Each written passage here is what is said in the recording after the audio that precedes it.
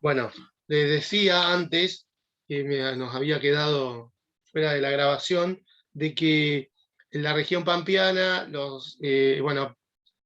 Politis considera que entre 16.000 y 20.000 años antes del presente tenemos la presencia de los primeros seres humanos, pero que los sitios más antiguos están calibrados entre 14.000 años para el área serrana e interserrana. Vieron que en la provincia de Buenos Aires tenemos la Sierra de Tandil, la Sierra de la Ventana, y en el medio de ambas es la zona interserrana, con una conexión incluso hacia la costa.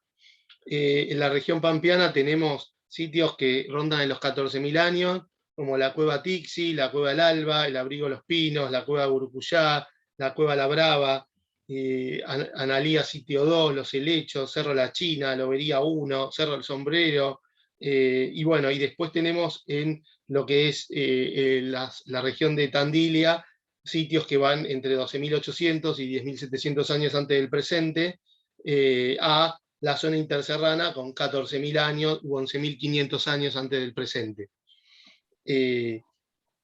También les comentaba que llama la atención que no se encontraron otros sitios en otros lugares que por lo menos con esta antigüedad.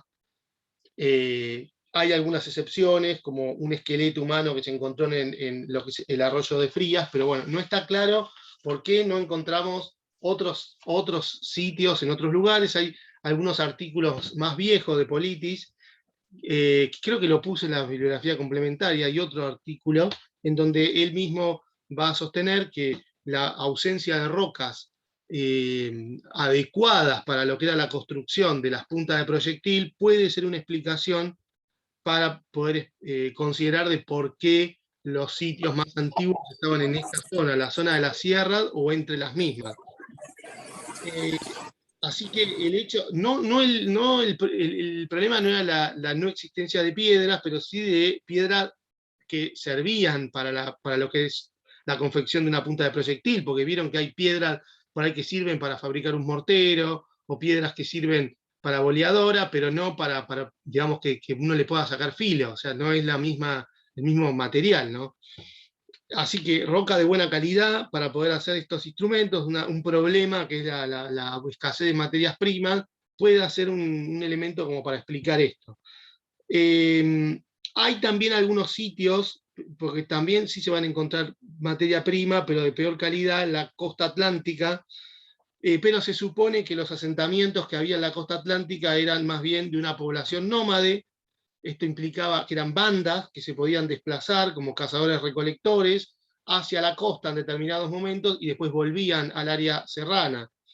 Sí sabemos que va a haber un movimiento constante de población porque se han encontrado piedras que han venido de distintos lugares, incluso hay algunas que vienen de lo que actualmente es el Uruguay. Sí, están escuchando bien, de lo que es Uruguay hacia la zona serrana, así que seguramente había migraciones y había algún tipo de intercambio porque se han encontrado este tipo de punta de proyectil. Bueno, un poco como tengo yo en la imagen que está de fondo, y los cazadores recolectores lo que explotaban eran las puntas de proyectil tipo cola de pescado, que van a ser estas que van a derivar algunas de los clovis, ¿se acuerdan cuando lo estuvimos viendo? Ya en el Holoceno temprano, estamos en 11.500 y hasta el 8.000 antes del presente, estas puntas se van a mantener y luego se van a reemplazar por unas puntas triangulares, o sea que no tenían péndulos, no tenían digamos, el soporte para lo que era la lanza, ¿no? Directamente esta se anexaba a la punta de proyectil. También hemos encontrado algunos entierros, algunos lugares de enterramiento en lo que es el sitio Arroyo Seco 2, que están datados en 8.400 años antes del presente. No sabemos si el reemplazo de las puntas de proyectil fue por la llegada de nueva gente, eso no queda claro, ¿no? Otro problema que tuvieron los primeros pobladores fue el del alimento, porque la obtención de alimentos de origen animal eh, incluía lo que era la caza de grandes mamíferos como perezosos gigantes, gliptodontes, bueno, el caballo americano de aquel momento, algunos camélidos pleistocénicos. Estos, si van al Museo de la Plata, que les cuento que está reabriendo las puertas, se pueden ver digamos, los restos que han quedado de esta megafauna, están expuestos, ¿no? Pero bueno, también se van a explotar otros animales de menor tamaño, como guanacos, venado de las pampas, liebres, roedores y eventualmente también el ñandú. Además, es posible que los recursos vegetales hayan tenido una importancia clave en la dieta, pero bueno, esto es difícil de corroborar porque por la humedad que nosotros conocemos, la humedad igual de aquel momento el clima era más seco que el actual, pero siempre esta fue una región que costó mucho lo que era el mantenimiento de los restos vegetales porque se echaban a perder. Así que no sabemos, pero creemos que había un consumo de vegetales con cierta importancia, ¿no? Generalmente, bueno, las prácticas de caza, como habíamos visto en otros artículos, eran arrojando piedras, la construcción de lanzas, puede haber habido un indicio de la flecha, pero la cuestión del arco y flecha en realidad es un poco más tardío, y también de boleadoras. También se podían realizar algunas trampas para grandes animales, pero no descartamos de que muchos de los pobladores de aquellos años vivían del carroneo todavía. No está claro porque, por ejemplo, no se han encontrado símbolos de violencia en lo que es la caza del animal, así que probablemente haya sido alguna práctica de carroneo. Un ejemplo, que acá les compartí esta imagen, a ver si la tenemos por acá. ¿Qué pasa con esto? Este será el sitio Arroyo Seco, ¿sí? Es el yacimiento de Pehuenco. En Pehuenco se encontró, digamos, huellas de animales extintos, caballo americano, bueno, megatario, gliptodonte, y aves también, que quedaron impregnadas en la arcilla, que hoy aflora en la arena y es un sitio muy importante. Acá tenemos que todo lo que es el sitio de Pehuenco, hoy vieron que es una playa, pero en aquellos años correspondía a toda una cadena de lagunas que estaban conectadas unas con otras, y bueno, en el momento en que retrocedió el nivel del mar, bueno, estas lagunas fueron desapareciendo también. ¿Cómo se calibró esto? Con carbono 14 y se considera más o menos una antigüedad de 3.850 años antes del presente. Acá tenemos, mientras me tomo un mate, les muestro lo que ha quedado el resto que se ha formado como un fondo con arcilla y quedaron impregnadas. También hay huellas humanas, ¿no? Pero muy importante el tema de los animales porque esto nos sirve para saber exactamente qué fauna había en ese momento. ¿Preguntas hasta acá? Más o menos se va entendiendo este texto. Lo traté de armar lo más similar a la bibliografía posible para que les sea más sencillo después desglosar el texto. Sí, yo le voy a confesar una cosa, profesor. La lectura ya la leí y ya hice el trabajo también, ya se lo mandé. Es como un repaso para mí, pero bueno, es como que estoy vos entonces confirmando más o menos las respuestas. tenés que entonces ver si yo les estoy mintiendo con la información o algo, vos tenés que estar ahí y decir, no, profe, no dice eso el texto. No, dice todo, dice todo. Les voy a ir diciendo algún dato falso, entonces ahí compruebo que ustedes están ahí atentos escuchando. Bueno, el Holoceno temprano, 11.500, 8.000 años antes, no sé por qué les puse K, porque ya se entiende que es miles de años antes del presente. Sitio, a la moderna, Campo Labor de Paso Otero 4, son sitios de caza. Acá tenemos varios, en la provincia de Buenos Aires tenemos en la cuenca de Azul y Tapalqué, que están estos sitios. En la moderna se encontró un gliptodonte que fue carneado en un único momento. No está claro nuevamente si el consumo de este animal fue producto de la caza o del carroneo, pues no hay armas, no hay presencia de armas.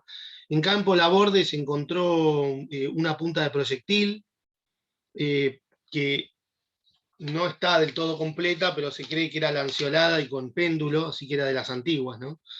Y a unos 180 kilómetros al sudeste de estos sitios, a orillas del río Quequén Grande, encontramos sitios que eran ocasionalmente ocupados y abandonados por estos primeros pobladores, como Paso Otero 4, donde ahí se encontró una especie espátula, que tiene como un zigzagueo, que no sabemos exactamente cuál era la función.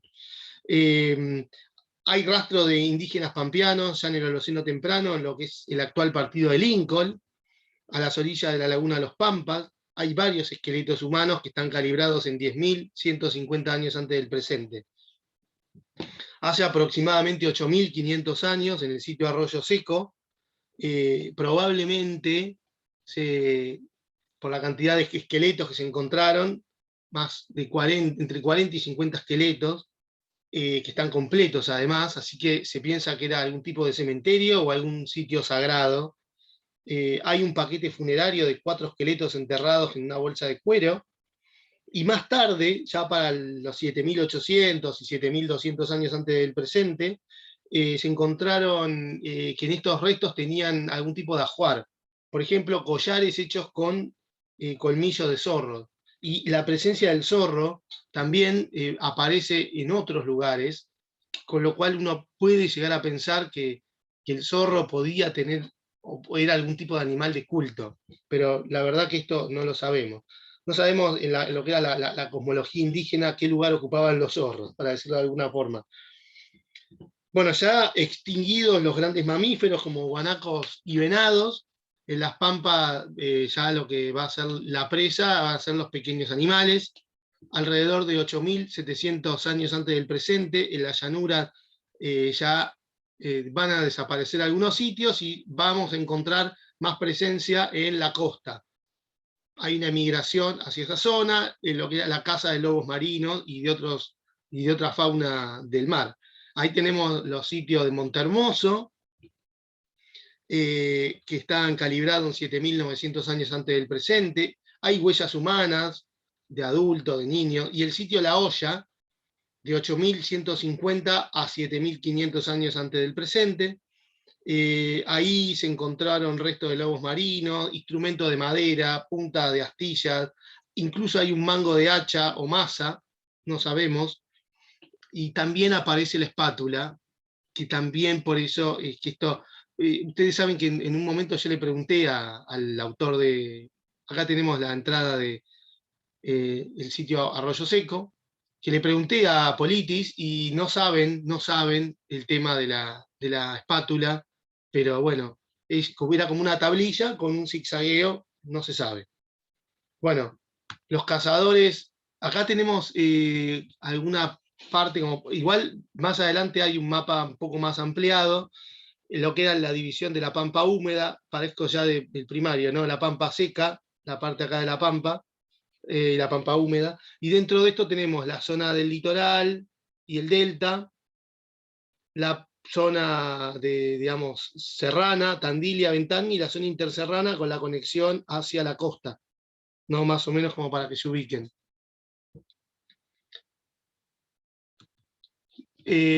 Los cazadores de guanaco y venado. Tenemos la laguna Fortín de Necochea. Hay una ocupación permanente acá. Bueno, acá hay toda una discusión entre Politis y Barrientos.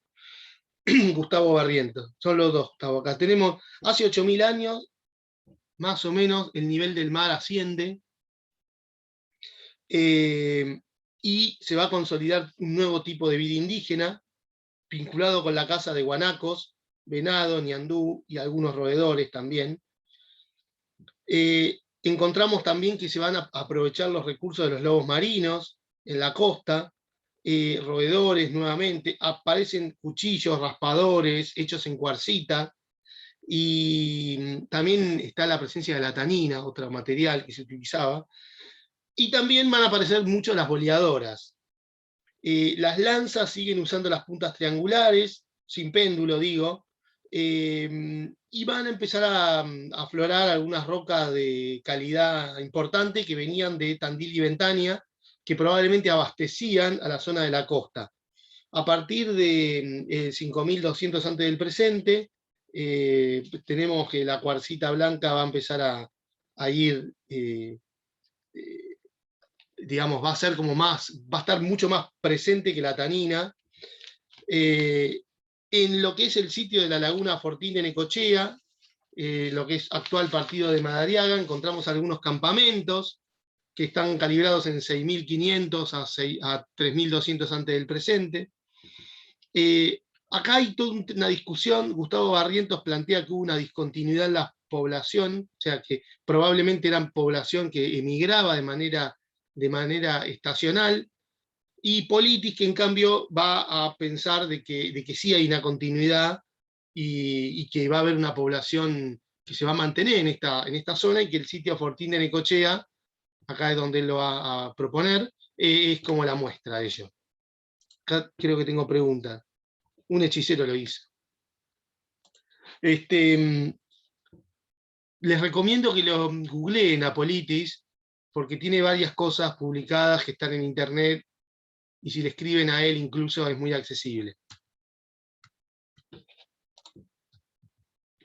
Bueno, ya estamos casi al final de este texto. Indígenas pampeanos durante el Holoceno tardío, 3.500 antes del presente, hasta la actualidad, aunque el texto igual hace un apartado con los últimos siglos. Acá yo les puse el sitio Sanjón Seco II y el sitio La Calera, estos están en el área interserrana, y el sitio La Cañada La Honda en el delta. Y estos sitios marcan cuestiones distintas. Hace 3.500 años se estabiliza el nivel del mar al nivel que nosotros lo conocemos a la actualidad, o sea, la línea costera queda como la actual, y los indígenas pampeanos se instalan en campamentos que estaban preparados justamente para lo que era el clima de los vientos del mar, ¿no? Así que muchos estaban detrás de la franja de los médanos y visitaban la playa para abastecerse. También vamos a encontrar que los recursos marinos, si bien están presentes, no eran preponderantes en la dieta, dado que lo que más consumían eran animales terrestres. En el Holoceno tardío los indígenas visitaban la costa, se quedaban un tiempo corto y regresaban a la llanura, donde pasaban la mayor parte del año. Por eso hay un artículo de Politis más viejo que se llama Cazadores de la Llanura, porque tenía que ver con una metáfora con esto.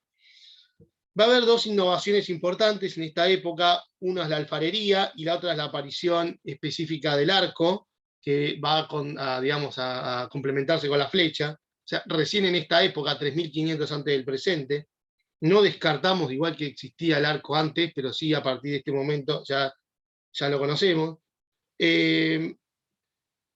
Sabemos que la alfarería viene de las zonas tropicales, ¿se acuerdan cuando estuvimos viendo, ¿no?, de la zona del Ecuador, y que pudo haber bajado y que por difusión?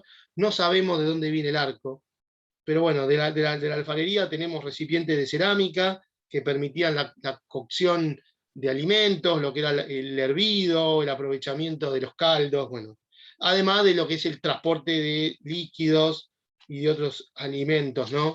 Con lo cual la cerámica va a ser importantísimo.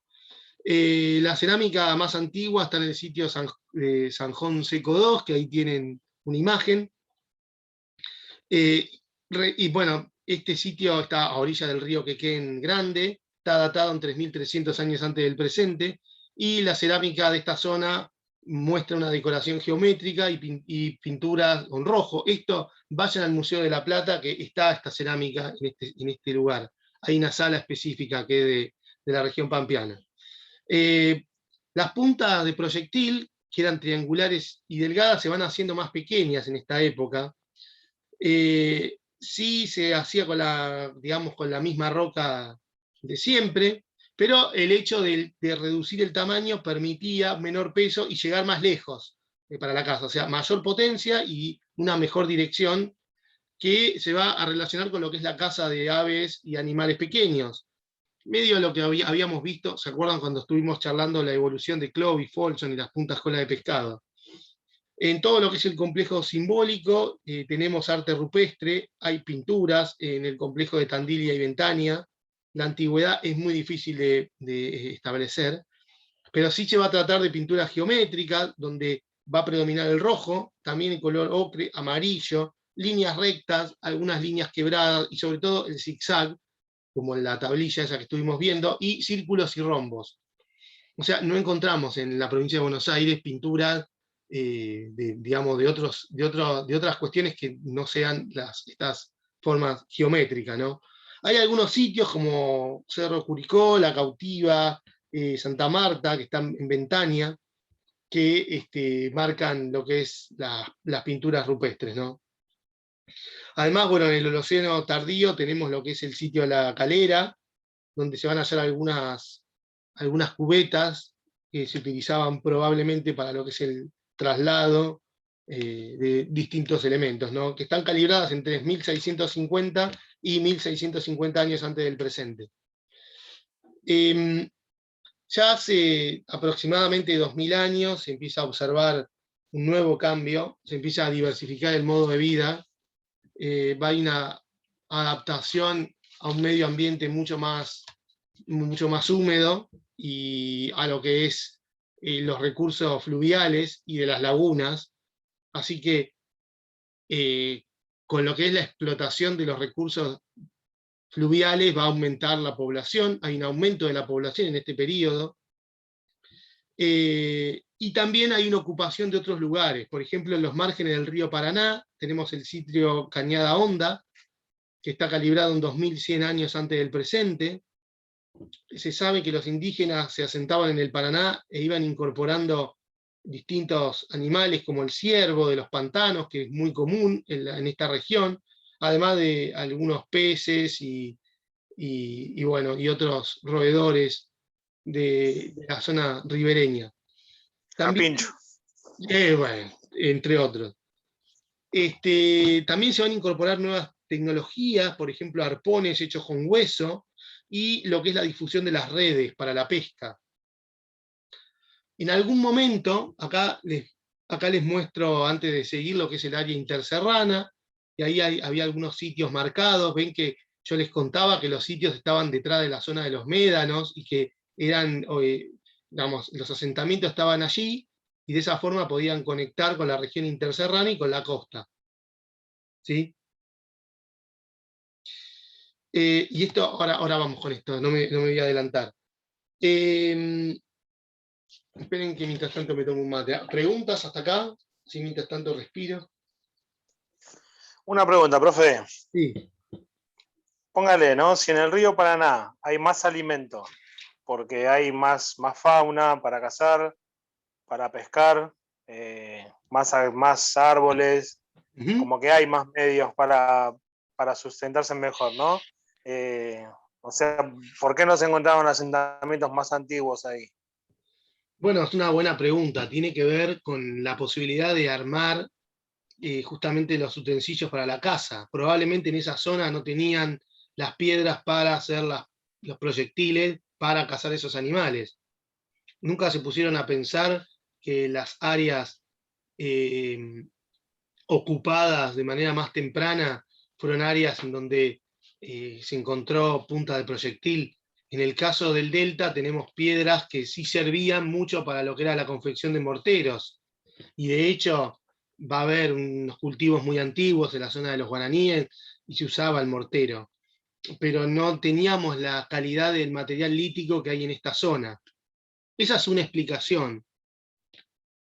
Otra tiene que ver con que sí había asentamientos, pero eran asentamientos nómades, y que por lo tanto podían dejar algún tipo de vestigio, pero bueno, en este caso también tenemos asentamientos que oscilaban entre un nomadismo y un sedentarismo, porque acá no piensen que eran grandes asentamientos, generalmente eran campamentos semipermanentes.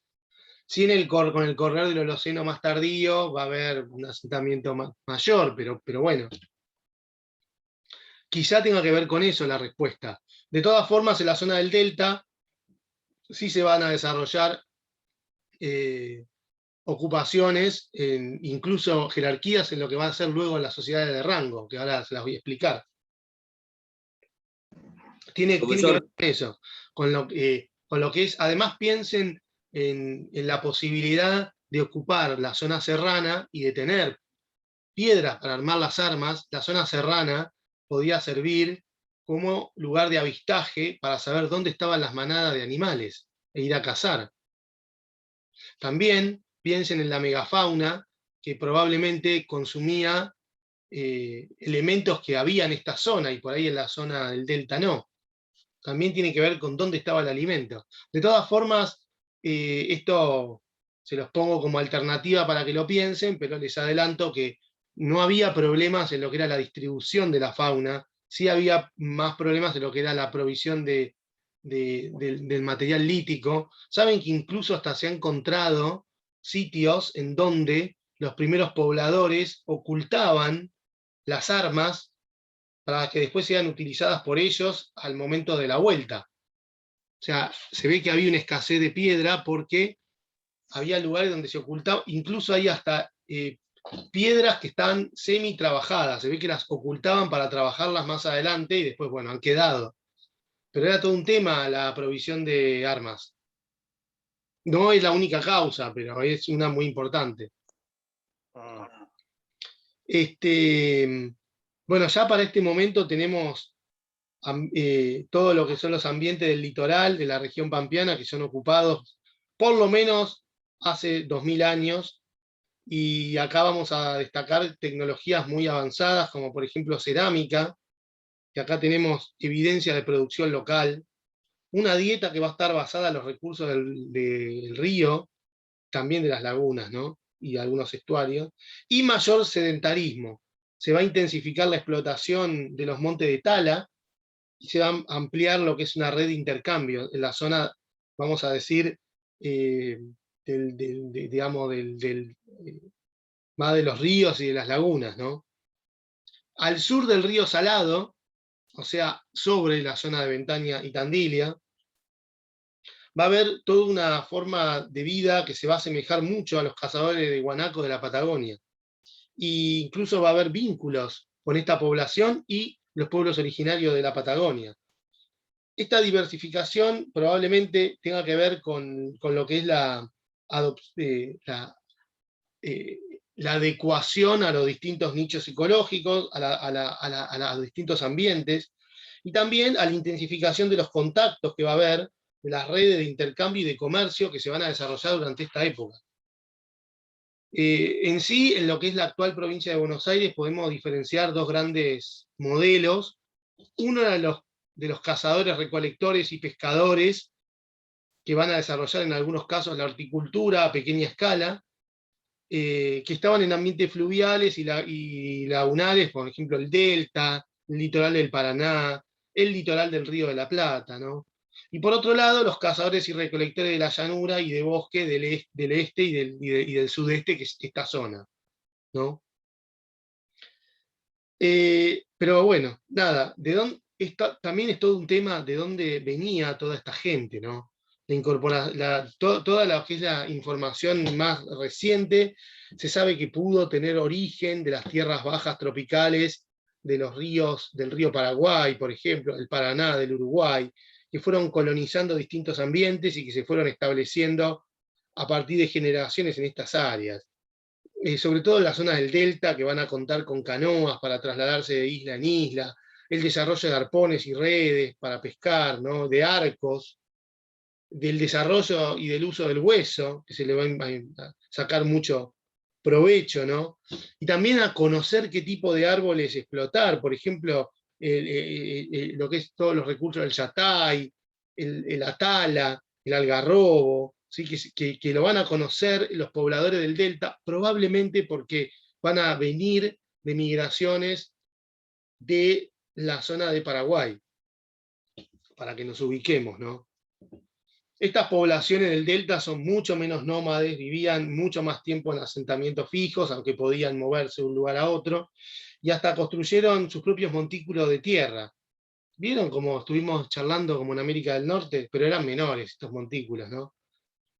Van a tener lugares donde van a enterrar a sus muertos y posiblemente también mantenían algunos huertos. Pero bueno, esto Politi se va a aventurar a decir que tienen una influencia de los arawaks, que venían del Caribe, y bueno, son mucho más del norte de Sudamérica, ¿no? Bueno, antes de terminar este bloque, les quería preguntar nuevamente si hay alguna duda con este tema, si hasta acá estamos bien. Quedaría una última partecita, que es de la zona del delta. ¿Dudas hasta acá? No, estamos bien hasta ahí. Estoy viendo, a ver. Está todo bien. Vamos con el fondo este. Es también de la época colonial, pero vamos con este de acá. Así vamos rotando. Bien. Tenemos igual todavía 5 minutos. Pero yo tengo una pregunta, profesor. Ah, bueno, dale. La estratificación social es bastante básica, a pesar de que manejaban la cerámica y a pesar de que tenían, bueno, algún tipo de manejo de las piedras, todo, pero digamos, era muy, muy básico hasta ahora el componente social, digamos. En la provincia de Buenos Aires definitivamente sí.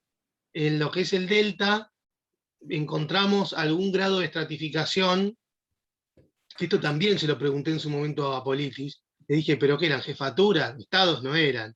Me dijo, no, son sociedades de rango, que bueno, es lo que dice el texto de él. Pero sí encontramos que existían un cierto grado de jerarquías, sí. Sí. En el Delta.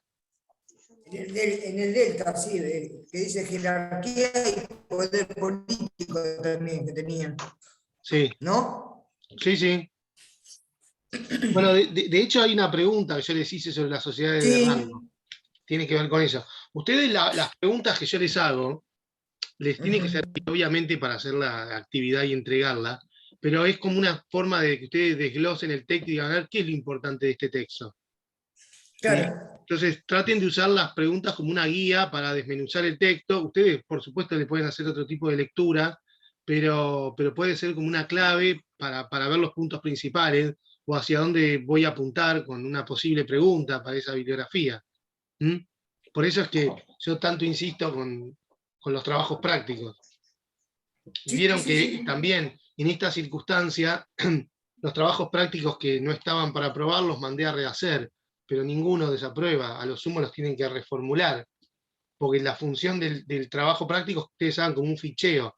Ojo, tampoco se queden solo con eso para estudiar, tienen que agarrar bien el texto, pero sirve como una una estructura del texto. Para eso son las preguntas. ¿Mm? Y como una guía, sí, para tener Claro. como un orden. Ese es el orden que les di yo, por eso ustedes, por ahí Sí, si sí. lo ven de otra Después lo forma, vamos organizando así, lo pueden para sacar organizar como quieran. con todo eso. Pero sí es un tema que, sobre todo para los que por ahí no han pasado por otras carreras o no han estudiado otra cosa antes y están arrancando este año con esto, cuesta mucho aprender a ver cómo desglosar la bibliografía. Más allá de que ustedes le dediquen horas para leer, se lo digo por experiencia esto, no se lo digo porque me parece, porque a mí me pasó esto, de que lleva todo un tiempo de ver qué es lo importante de la bibliografía y cómo administrar el tiempo para abordar esa bibliografía.